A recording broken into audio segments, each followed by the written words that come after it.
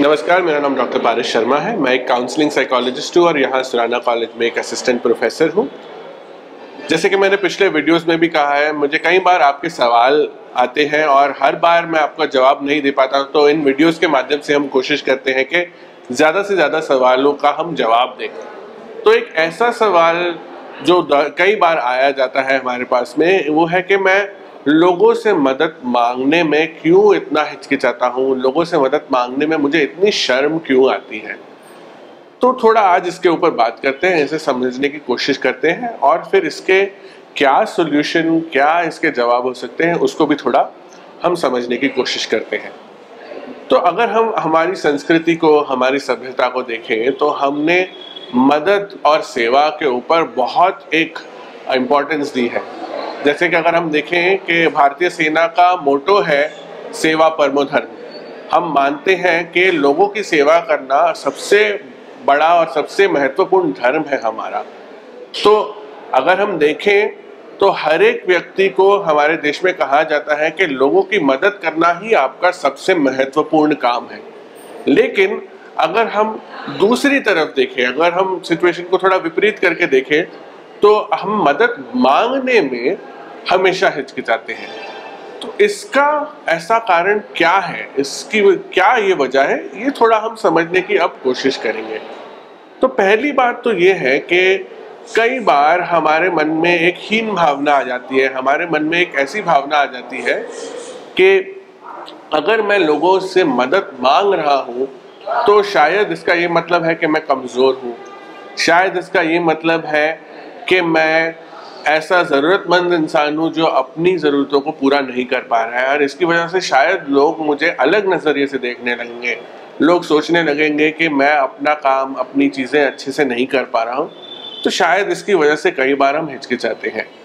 हम कह सकते हैं कि कई बार ये गलतफहमी है, पर कई बार ये सही भी हो सकता है कि हमारी सोसाइटी, हमारे समाज में लोग एक दूसरे को इस नज़र से देखते हैं कि कौन किसी की मदद कर रहा है और कौन किससे मदद ले रहा है।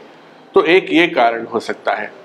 दूसरी बात यह है कि हमारा जो जेंडर है उसकी वजह से भी हमारे ऊपर अलग अलग तरह की उम्मीदें हैं। इसे अंग्रेजी में हम जेंडर रोल्स या जेंडर एक्सपेक्टेशंस कहते हैं। जिसका मतलब ये है कि पुरुषों से किस तरह के व्यवहार की उम्मीद है और महिलाओं से किस तरह के व्यवहार की उम्मीदें हैं। तो हमारे तरफ ऐसा ही देखा जाता है कि पुरुषों में स्पेशली ये एक भावना होती है कि मुझे किसी से मदद नहीं मांगनी चाहिए, मुझे किसी के आगे हाथ नहीं फैलाना चाहिए और ये नहीं कहना चाहिए कि मैं ये नहीं कर पा रहा हूँ या मैं वो नहीं कर पा रहा हूँ। तो इसका आप एक एक्सट्रीम वर्जन ये देख सकते हो कि अगर कोई मुश्किल में भी हो, बहुत तकलीफ से भी गुजरता हो, तो वो किसी को ये बताता नहीं है और मन ही मन इसकी जो दुष्परिणाम है उसे सहता रहता है, जिससे आगे चलकर उसे बहुत सारे नुकसान हो जाते हैं। तो ये बहुत पाया गया है स्पेशली पुरुषों में हमारे देश में कि हम सही समय पर मदद नहीं मांगते हैं। दूसरी चीज हमने ये भी देखी है कि महिलाओं के लिए, क्योंकि उनसे उम्मीद होती है कि वो लोगों की सेवा करें, वो लोगों की मदद करते रहें, जब बारी आती है उन्हें मदद की जरूरत होती है तो उन्हें मदद करने वाला कोई होता नहीं है।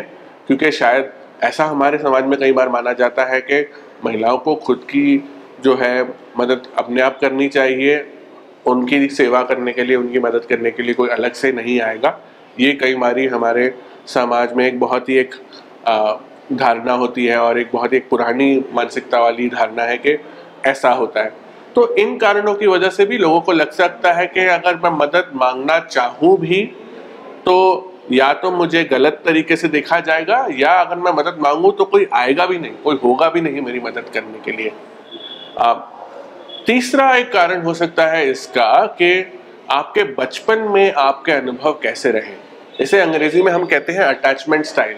मतलब जब मैं एक छोटा बच्चा था तब मेरे माता पिता ने या मेरी जो पालन पोषण कर रहे थे उन लोगों ने ज़रूरत के समय मुझे किस तरह से मदद दी या नहीं दी। जब मैं किसी तरह की संकट में था, क्या उन्होंने मेरा बचाव किया या क्या उन्होंने आकर मुझे और कोसा और मुझे सीख दी, और क्या उन्होंने मुझे और पनिश किया। तो इस अनुभव के मद्देनज़र भी आपको ऐसा लग सकता है कि मदद मांगना सही है या गलत है, अच्छा है या बुरा है।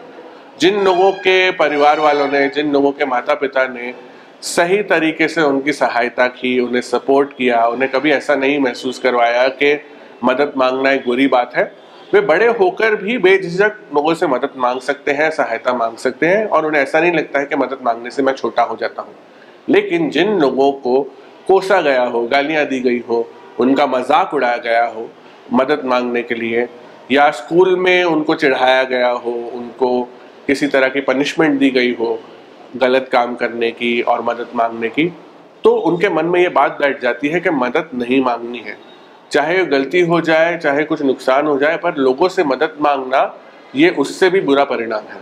तो हमारे बचपन के जो अनुभव है, बचपन के जो हमारे एक्सपीरियंस है, वो भी कई बार हमारे मन में घर कर लेते हैं और हम आगे चलकर उनसे उभर नहीं पाते हैं। तो ये एक बहुत इंपॉर्टेंट चीज़ है कि एज पेरेंट्स हम हमारे बच्चों को या हमारे भविष्य की जो जनरेशन है उनको हम कैसी सीख दे रहे हैं कि अगर आप मदद मांगोगे तो आपके साथ क्या होगा। तीसरी बात ये भी होती है कि कई बार हमारे पास में ये जानकारी नहीं होती है कि तरह तरह की मुसीबतों के लिए, तरह तरह की मुश्किलों के लिए किसके पास जाया जाए मदद मांगने के लिए। तो हमारे तरफ हम ये देखेंगे कि मतलब हमारे समाज में डॉक्टर के पास जाने के लिए, साइकोलॉजिस्ट के पास जाने के लिए या साइकाइट्रिस्ट के पास जाने के लिए कई तरह के रोकथाम लगाए गए हैं हमारे समाज में, जिसे अंग्रेजी में हम कहते हैं स्टिग्मा।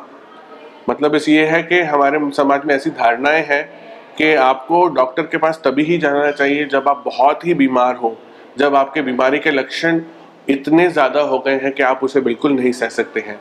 हमारे समाज में ये भी धारणाएं हैं कि साइकोलॉजिस्ट और साइकाइट्रिस्ट के पास तो ऐसे लोग जाते हैं जिनका मानसिक संतुलन पूरी तरह से बिगड़ चुका है, जो पागल हो चुके हैं।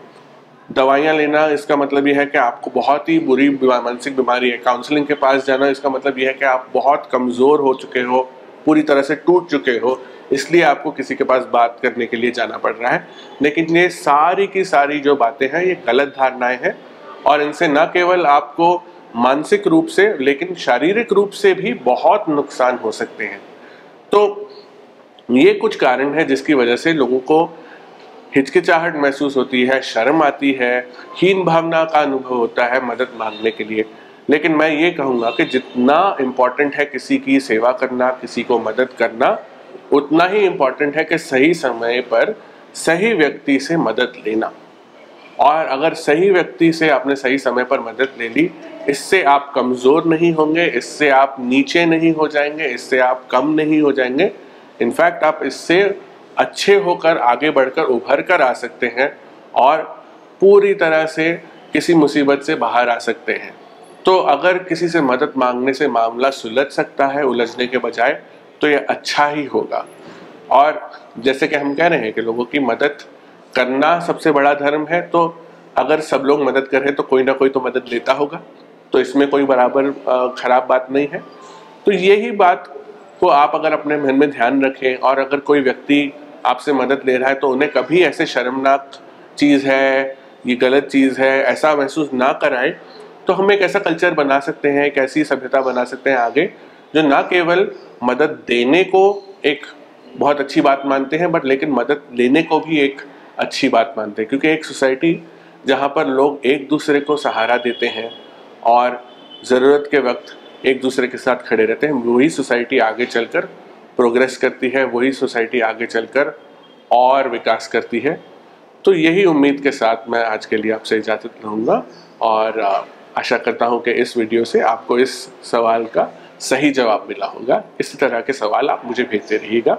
धन्यवाद।